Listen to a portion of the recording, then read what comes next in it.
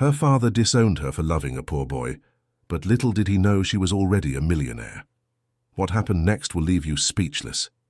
Enjoy the story. The mahogany door of the Chicago mansion groaned as Emily stood frozen in the marble foyer, her father's words cutting through the air like shattered glass. Richard Whitmore's steel-grey eyes bore into her soul, his perfectly pressed suit a stark contrast to the trembling young woman before him. Behind her, the grandfather clock ticked away seconds that felt like eternities, each chime echoing the finality of his ultimatum. If you walk out that door with him, don't ever come back. The crystal chandelier above cast fractured rainbows on the walls, but all Emily could see was the coldness radiating from the man who once read her bedtime stories.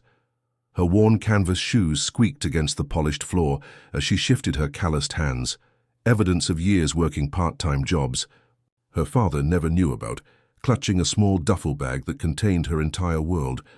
Standing beside her, Michael Thompson didn't flinch. His second-hand leather jacket, patched at the elbows, couldn't hide the quiet dignity in his posture. His work boots were scuffed but clean, his dark hair neatly combed, despite working a double shift at the auto repair shop. When he'd asked for Emily's hand an hour earlier, his voice had been steady, unwavering. "I love her, sir. I'll take care of her even if I don't have much to offer." Richard had laughed, a sound devoid of warmth echoing off the imported Italian marble. "Nothing is exactly what you'll always have, boy." Now, as Emily faced the choice between her father's fortune and her heart's truth, Michael's gentle presence anchored her. His fingers brushed hers, a silent promise that they would face whatever came next together. The weight of her decision pressed down like the Chicago winter wind against the mansion's windows. Emily looked once more at the family portraits lining the hallway, generations of Whitmores who had built their empire on steel and determination. Her grandmother, Catherine, smiled down from an oil painting, the same woman who had secretly slipped Emily money for college textbooks and whispered stories of following your heart. Taking a shaky breath, Emily stepped toward the door, her father's reflection growing smaller in the polished surface until it disappeared entirely. The heavy oak door closed behind them with a finality that seemed to seal not just her exit, but her entire past. What Richard Whitmore didn't know, what no one in Emily's privileged circle could have imagined, was that his daughter wasn't walking away empty-handed. 3 years earlier, at 21, she had inherited her late grandmother Catherine's property, AIC, seemingly worthless patch of land on Chicago's outskirts that everyone advised her to sell. The family lawyer had snickered, calling it Catherine's folly, while Richard himself had waved dismissively. "Get rid of that eyesore, sweetheart. It's not worth the property taxes." But Emily had felt something different when she stood on that windswept ground, remembering her grandmother's words about patience and hidden treasures. She kept the land, paid the taxes with money earned from tutoring and weekend jobs, and watched the city slowly creep toward her forgotten acres. Then 6 months ago, everything changed. Engineering surveyors knocked on her door with news that made her heart race. The city had chosen her land as the cornerstone for a massive logistics hub, backed by international investors. The offer was staggering, $2.3 million for property everyone had considered worthless. But what would her father do with this knowledge? Emily and Michael found refuge in a cramped studio apartment above Rossi's bakery on the south side, where the scent of fresh bread mingled with the sounds of the awakening city each morning. The walls were thin, the radiator clanked, and the single window overlooked a fire escape adorned with Mrs. Chen's hanging laundry. Yet within those modest walls they discovered a richness that all of Richard's wealth had never provided.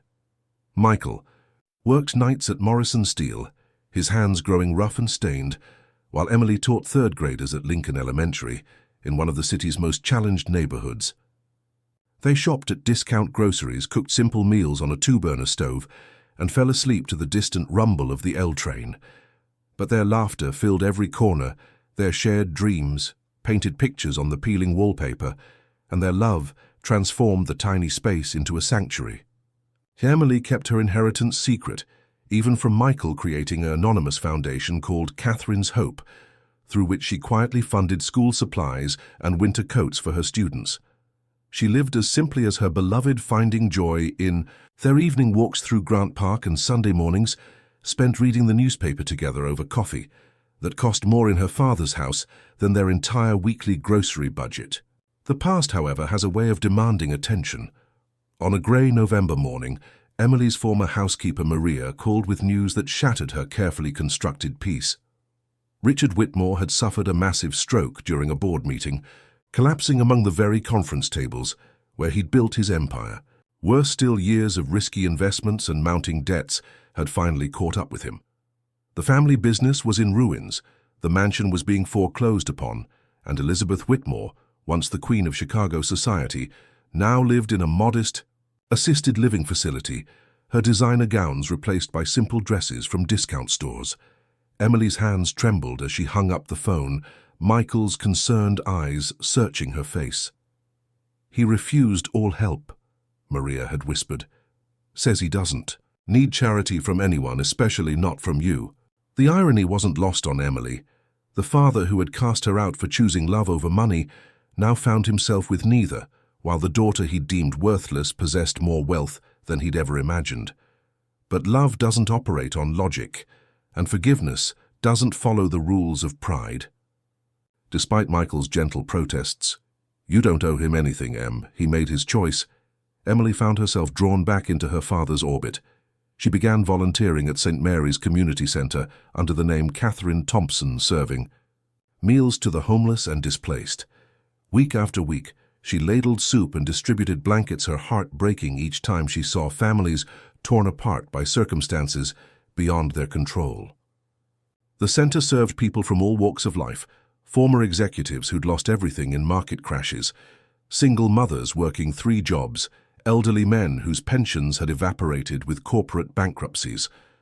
Among them, she began to understand the thin line between fortune and misfortune, between the privileged and the forgotten. Her anonymous donations, new mattresses for the shelter, a fresh coat of paint for the children's area, warm meals during the coldest weeks, came through Catherine's hope, but she signed no checks with her real name, sought no recognition for her contributions.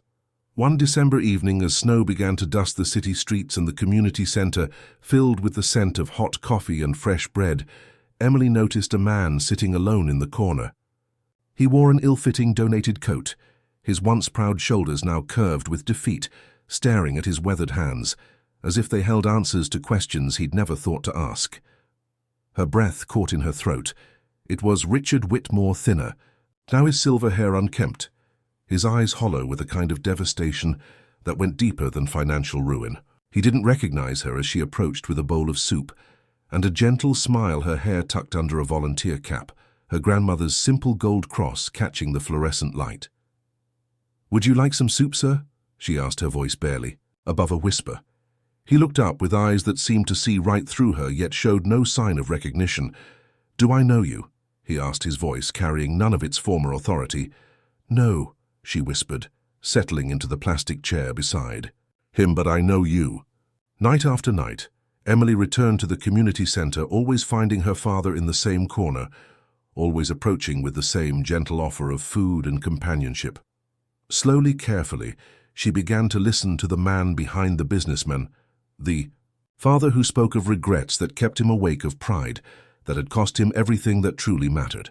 "I had a daughter once," he told her one evening, his voice cracking like ice over water. "Beautiful, brilliant girl. She chose love over money, and I thought I was teaching her a lesson about the real world. But I think the only lesson I taught was to myself, that I was willing to lose everything precious for the sake of being right." He wept then, tears cutting tracks through the stubble on his cheeks, and Emily had to excuse herself to keep from revealing the truth too soon. Through Catherine's hope, she arranged for his medical care, ensuring he received the physical therapy. He needed the medications that would ease his recovery, all while maintaining her anonymity as just another volunteer who cared about a broken man's healing. The transformation was gradual but unmistakable. Week by week, Richard began to straighten his shoulders, to look other people in the eye, to offer his own help serving meals to newcomers who seemed even more lost than he had been. Emily watched from across the room as her father discovered the same truth she had found in her tiny apartment, that purpose and connection mattered more than power and prestige. He began mentoring younger men who'd lost their jobs, sharing not his business acumen, but his hard-earned wisdom about the danger of placing success above relationships. "I used to think providing for my family meant giving them everything money could buy," he told a group one evening. "I never realized that what they needed most was just me, present, available, and grateful for their love." Emily's heart swelled.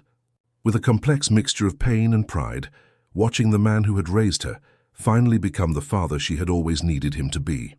On a bitter February night, as the wind howled off Lake Michigan and rattled the community center's windows, Emily finally gathered the courage to reveal herself. Richard sat in his usual spot, but tonight he looked different, peaceful somehow, as if he'd finally made his peace with the choices that had brought him to this humble place.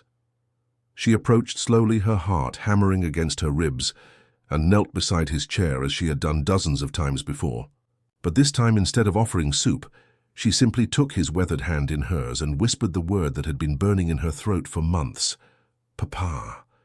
His eyes widened, then filled with tears that seemed to carry the weight of all his regrets and all his love. He opened his mouth to speak, but no words came, only the recognition of a man who finally understood that his greatest treasure had been beside him all along. "I forgave you long ago," Emily whispered, kissing his forehead, as she had done as a child seeking comfort from nightmares. That night, Richard Whitmore died peacefully in his sleep, his hand still warm from his daughter's touch, his face bearing the serene expression of a man who had found redemption in his final chapter. Have you ever experienced or known someone who has experienced the pain of being rejected by family for following their heart? Share your thoughts in the comments below. The funeral was small, intimate, nothing like the grand affairs the Whitmores had once hosted. Elizabeth Whitmore, elegant even in her grief, approached Emily with tears glistening in her eyes. "He knew, sweetheart. In those final weeks he spoke of you constantly. He said you were the only one who ever truly saw him for who he was beneath all the business suits and board meetings." Emily embraced her mother, feeling the fragile bones that had once carried themselves with such regal bearing, now softened by loss and humility.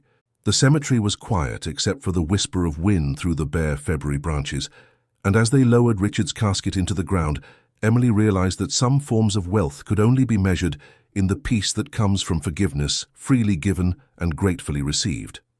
She went home to Michael that evening, to their little apartment that smelled of coffee and hope, and told him everything. About the inheritance, about the foundation, about the father who had died, knowing he was loved despite everything. The following months, Emily expanded Catherine's hope far beyond the community center, establishing literacy programs in underserved schools, job training centers for displaced workers, and housing assistance for families facing eviction. She worked quietly, efficiently, never seeking recognition or publicity, always remembering her grandmother's advice that the most powerful gifts are those given without expectation of reward. Michael, initially stunned by the revelation of her wealth, quickly adapted to their new reality, not by changing their simple lifestyle, but by supporting Emily's vision of creating lasting change in their community. They still lived above the bakery, still shopped at discount groceries, still found their greatest joy in evening walks and Sunday morning coffee. But now their love was amplified by purpose, their partnership strengthened by shared commitment to lifting others as they had been lifted by love and second chances. The foundation grew, touching hundreds of lives, yet Emily remained the same woman who had walked out of her father's mansion with nothing but love and hope. One autumn morning, a year after Richard's death, a persistent journalist finally connected the dots between the mysterious Catherine's Hope Foundation and the heiress who had disappeared from Chicago society. When confronted with the truth, Emily didn't deny or deflect. Instead, she invited the reporter to visit one of the foundation's schools, to see the children learning to read in bright, warm classrooms, to meet the families whose lives had been quietly transformed by anonymous generosity. "Why did you hide your identity for so long?" the journalist asked, watching Emily help a first grader sound out words in a picture book. Emily looked up, her eyes bright with the contentment that comes from living according to one's deepest values. "Because some things are more powerful when done without seeking credit, like love, like forgiveness, like second chances. My father spent his life building monuments to his own success. I want to build something different, a legacy that belongs to everyone it touches. The story when it ran wasn't about a hidden fortune or family drama, but about the quiet revolution that happens when love triumphs over pride, when purpose matters more than recognition. But what happens when someone who seemingly had nothing discovers they actually possessed everything that mattered? Emily had learned that true wealth isn't measured in bank accounts or stock portfolios, but in the connections we forge, the forgiveness we offer, and the hope we kindle in others. As she stood in the community center one evening watching Michael teach job skills to unemployed workers while she helped children with their homework, Emily realized that her greatest inheritance hadn't been her grandmother's land or the millions it had brought. It was the wisdom to choose love over fear, compassion over judgment, and purpose over prestige. The girl who had been disowned for loving a poor boy had become rich beyond measure, not just in money, but in the currency that truly counts: grace, forgiveness, and the unshakable knowledge that sometimes losing everything is the only way to find what matters most. In a world obsessed with appearances, Emily chose authenticity. In a time of rejection, she chose compassion. And when faced with hurt, she chose healing. Her story became a quiet testament to the truth that not all riches are measured in dollars.